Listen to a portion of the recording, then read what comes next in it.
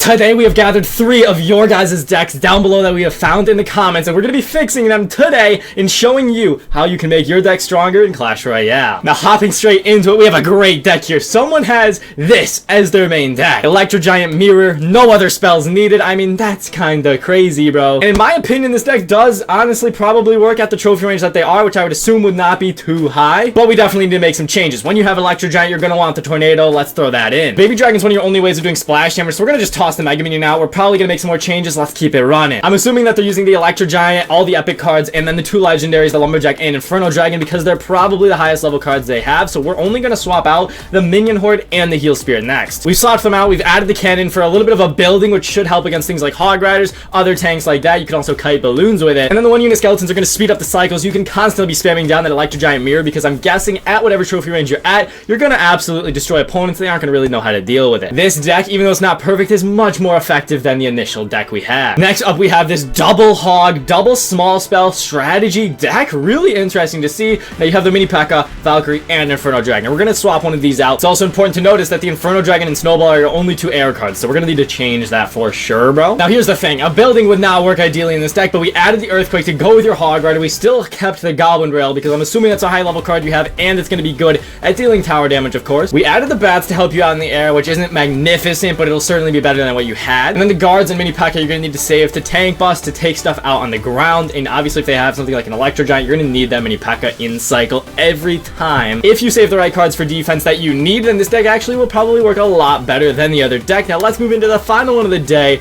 deck number 3. Now this one's a bit crazy. We have Elite Barb's Mega Knight and the Rage spell. Gonna not honestly need too many changes, because I'm sure at the trophy range it works well, but I don't think we need the Rage spell. There's really not a ton of cards in here where the Rage spell would benefit besides literally just the Elite Barbarians. I also don't think the Wall Breakers are going to be too effective, so we're immediately swapping them out with Bats, and then the Wizard, you know, that's kind of iffy in my opinion. We've added actually a couple bait cards, right? We have the Skeleton Rail now, we have the Bats and the Spear Goblins, all great zap bait. You have the Mega Knight and Elite Barbs to be your main tank busters and units with HP, so you have to make sure you have them in cycle for the correct defenses. You have the Log in order to support your pushes, which honestly, I think we're going to swap in the Zap spell here. Reason being, even though it's worse against the Goblin Barrel, it will definitely be better to support the Mega Knight and the Elite Barbarians once they're pushing up, and the Baby Dragon going to be your splash damage and support in the air. Poison's a way of doing chip, and of course defending graveyards nice and easy, so I think it's a good thing to have in the deck, and overall, if you play this deck smart, I do believe you're going to be able to absolutely crush. So there we have it, 3 decks that we have just improved today. If you need any tips, if you want to comment your decks down below, I'd love to look at them, guys. Thank you so much for watching, everybody. Subscribe for more. Master Diddy sign out.